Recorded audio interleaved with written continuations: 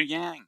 Vidéo ici pour vous montrer comment fonctionne, hem, dans le fond, là, les différents modes, puis comment interpréter ou utiliser le système iOS. Vraiment pas dur, ça sera pas une grosse vidéo, petite vidéo, mais on va aller voir ça rapidement.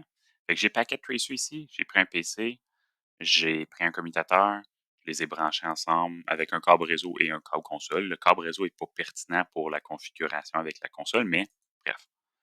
Pour me connecter, en réalité, hein, je branche un câble console, j'ouvre le terminal et là, j'arrive, boum, je suis connecté au commutateur.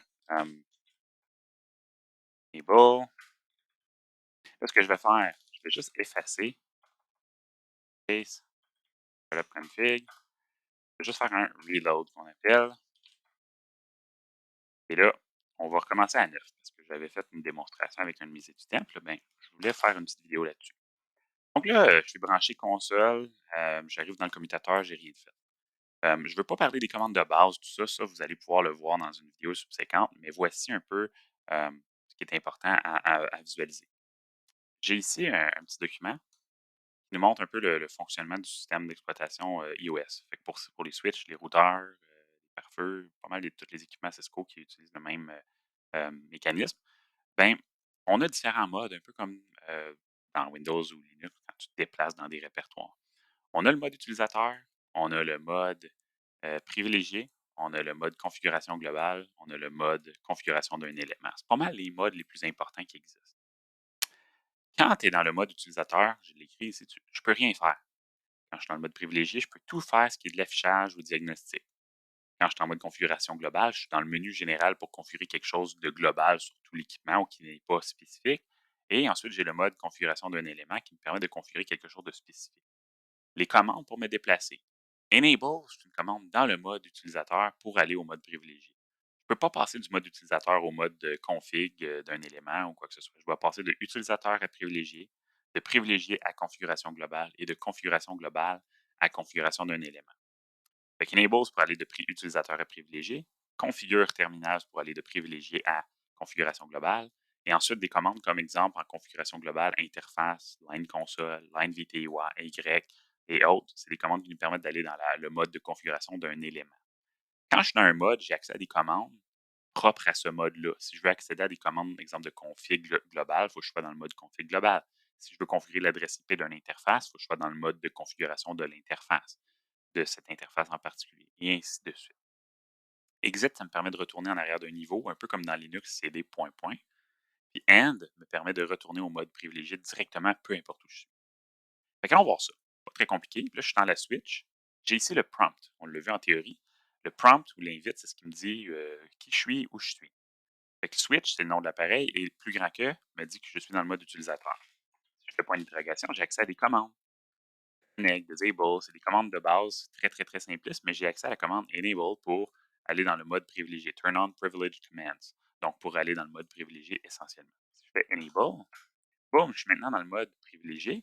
Mon prompt a changé, j'ai un dièse. Là, je vais rapidement, mais tu pourras réécouter la vidéo. Je veux juste comme couvrir tous les éléments de façon concise. Si je fais point d'interrogation, mais tu vois, j'ai accès à plein d'autres commandes, plein de nouvelles commandes, beaucoup plus qu'avant. Si je suis dans le mode privilégié, j'ai accès à des commandes que je n'avais pas accès dans le mode utilisateur, mais j'ai aussi accès à des commandes spécifiques du mode privilégié, mais pas nécessairement, je n'ai pas accès aux commandes du mode utilisateur. Chaque mode a ses propres commandes. Si je veux retourner en arrière, exit, je suis retourné au mode utilisateur. Enable me permet d'aller au mode privilégié. Si je veux aller dans le mode configuration, ben, je vais faire configure terminal. Et tu vois, là maintenant, mon prompt a changé, je vois config. Si je fais exit, je retourne en arrière d'un niveau, je retourne au mode privilégié. Je fais exit, je suis maintenant dans le mode utilisateur. Je ne peux pas faire configure terminal ici.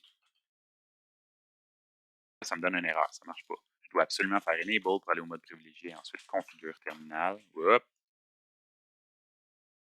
OK. Configure terminal pour aller dans le mode de configuration. Fait que ça, c'est pour le déplacement entre ces deux modes-là. Quand je suis en mode configuration globale, je peux configurer des choses génériques. Genre, le nom de l'appareil, c'est quelque chose de générique, c'est pas associé à un élément particulier. Fait que hostname, exemple, là, je pourrais l'appeler S1. Là, tu vois, mon prompt, mon invite a changé. Maintenant, c'est écrit S1 au lieu de switch parce que j'ai renommé la switch, c'est le nom de l'appareil. Config pour me dire que je suis dans le mode configuration. J'ai accès à plein de commandes de configuration globale, là, comme la bannière, l'horloge, l'adresse IP globale ou l'interface VLAN. C'est des trucs comme ça. Si je fais, si je veux configurer une interface ou un élément particulier, ben là, je peux faire des trucs comme exemple line, console, 0. Ben là, tu vois, je suis rendu en config line. Je peux configurer la ligne ou la console. Tu vois, j'ai accès à des commandes propres au mode, propres à l'interface de console. Si je fais exit, puis je fais line VTY 0 à 15, une commande que vous allez voir, puis j'ai accès aux commandes pour configurer l'accès aux lignes virtuelles. Si je fais exit, je retourne au mode configuration. Je peux faire aussi interface, exemple VLAN, pour configurer l'interface VLAN. Là, tu vois, config if parce que je configure une interface. J'ai accès aux commandes propres à l'interface, comme IP pour mettre une adresse IP, no shutdown, OK, ou shutdown pour fermer ou ne pas fermer l'interface, des trucs comme ça. Fait que ça, c'est la logique entre les modes. C'est pas plus compliqué que ça. Euh, Maintenant, rapidement, juste les mots de passe, je vous le montre rapidement. Si je fais line console 0, line console 0 me permet de configurer l'accès console. Présentement, on est branché avec la console, donc on est branché via la console.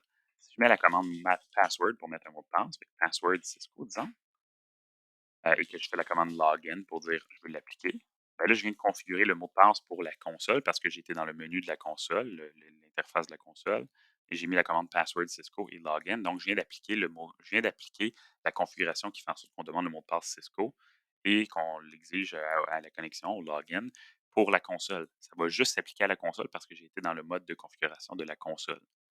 Si je fais end, et là, je fais exit. Tu vois, j'ai quitté le commutateur. Là, je suis retourné dans la console. Directement, on me demande le mot de passe Cisco pour la console. Enable, on ne me demande pas de mot de passe. Ou configure terminal, on ne me demande pas d'autres mots de passe. Fait que ce que j'ai appliqué, ça s'appliquait seulement à la console parce que j'étais dans le mode de configuration de la console. Si je fais maintenant, exemple, enable password pour mettre un mot de passe pour l'accès au mode privilégié, Cisco, disons, ben là, regarde bien. Dès que j'accède au commutateur avec la console, on me demande le mot de passe pour l'accès console. Dès que je vais faire Enable, on me demande un deuxième mot de passe pour l'accès au mode privilégié. Fait que tu vois, c'est un exemple un petit peu de qu'est-ce qui se passe avec le mot de passe. Fait que ça ressemble un peu à ça, le déplacement, OK? Puis les modes. Donc, j'espère que cette petite vidéo rapide va vous avoir aidé à mieux vous situer dans le fonctionnement et le déplacement dans un commutateur.